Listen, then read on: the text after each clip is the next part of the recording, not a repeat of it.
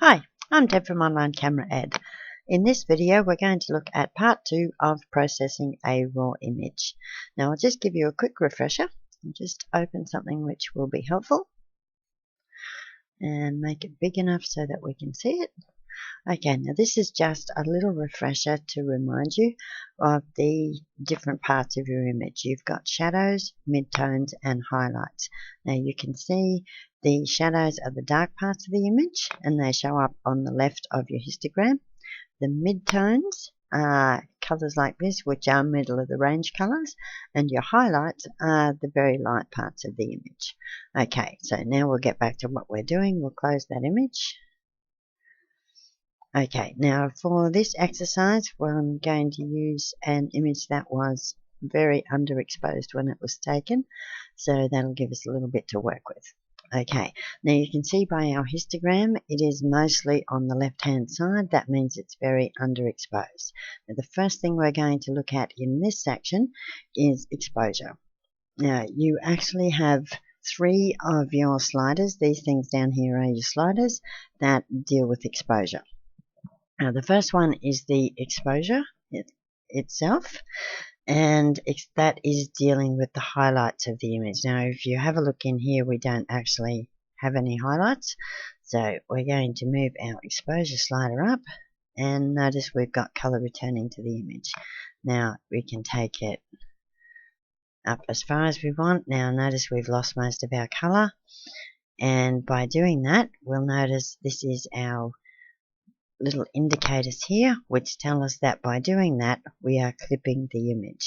And what that means is we're actually losing some of the definition that's in the image. Now if you want to see in what areas that we're clipping, you click on the little arrow like this and you'll see where it's gone red. That's the parts that we're losing the detail in the image, and we don't want to do that, so we'll just click it again to make it go away, and we're going to pull our exposure down a bit until we think it's looking better. Now remember, at this stage we are working only on the highlights part of the image, so that is the lighter section. Okay, so we can put that about there. Now if we want to work on the midtones, we're going to use the brightness slider. Now that's this one here, and you can see we can move it up, we can move it down, and get a little bit more color intensity, but a little bit more lightness in the midtones. Now the last slider, as we haven't done anything with the shadows yet, and we're going to use the black slider to affect the shadows. Now we can take it up, and that brings out the intensive color, but notice we've lost detail in the back, and you can see here that our thing is white, and if we click on that, that will show you all of the areas where we're actually losing detail. And once you do that, you can decide whether that detail is actually important to you or it's not. We'll unclick it and get us back to normal. So I think we've probably taken that up a little bit too far, and then we get our green back. Now we're still the image is coming up okay, but it's not great, so we can just play with these a little bit more. Back to the exposure, back to the brightness, and just see how we go. Now that's getting a little bit better there. Okay, now the next thing, if an image is, now you've got a thing called fill light. Now what that will do is actually add light in the front of the image. So if your image is backlit, that's mostly when you'd use that, and that will put a bit of color onto faces or the front of the image. Now in this image it's more than likely going to be a disaster, but we'll try it anyway. And it's really not doing very much. It's sort of washing the color out a little bit, so we'll probably leave that one alone, because what we really want is to make the flower pop. Okay, next option we have is the contrast. Now the contrast affects the image as a whole. It affects shadows, highlights and midtones all with this at the same degree at the same time. So I'll have a look at this, and it's probably improving it a little bit. Okay, so we're getting a little bit of color back there. Okay, now if we want to really give our image some punch, we need to use the clarity. Now that's this slider here, and that's what that does. Now notice it has given that image a fair bit of improvement there. So we can take it right down. We've lost clarity, and we bring it up, and we can actually see a bit more detail in the flower. So that is one of the biggest, most powerful weapons you have in processing your images, is the clarity slider. So don't forget about that one. He hides right down near the bottom, so he's really easy to forget. Okay, now the Vibrance is the one underneath him.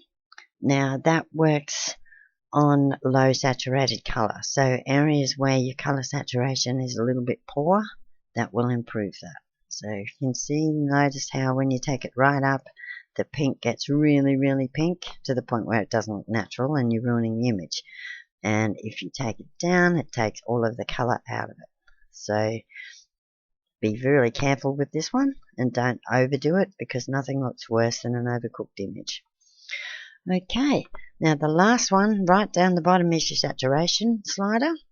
Now that works as with the contrast, it works on the image as a whole, and that will increase or decrease your color levels in your image. We can take it right up, or we can take it right down and totally take the color out of the image. So now when you're working with any of these sliders, if you don't like what you've done, or you get yourself into a muddle, we can go back, double click the little slider, and it will jump exactly back to where you put it in, where it started in the first place.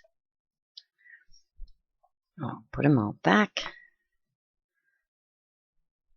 Okay, that's the image that we started with when we first opened it up. Now look at our histogram, how it is now.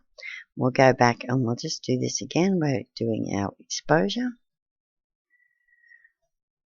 It's getting it not too bad. And we're doing our fill light there, which we don't really need. I think we'll leave that one alone. Blacks we decided to leave alone. Brightness. Now as you can see, you can very easily get yourself in a muddle. You don't really know whether you're making it better or worse sometimes. Let's come to our clarity. Get some clarity back into our image. Now she's starting to look a little bit better. A little bit more vibrance to reset the color, and saturation isn't too bad as it is.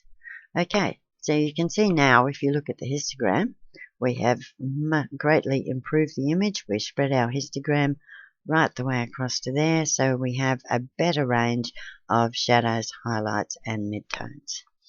Okay, when we're decided that we're reasonably happy with it, then we can open the image, and it looks a whole lot better than it started. It's not a brilliant image. It's a little bit cloudy and not very sharp. It would be an ideal image to use the sharpening process, which we'll go through in another video, but that just shows you how you can try and save an image that when you first opened it up looked pretty awful. Now it looks not too bad. Okay, that's it. Have fun with it, and remember, don't overdo it. Sometimes you're better off leaving your images alone. Sometimes your images are better left slightly underexposed or slightly overexposed, depending on the circumstances, but that shows you the power of the raw processor, and it's pretty incredible. Thank you.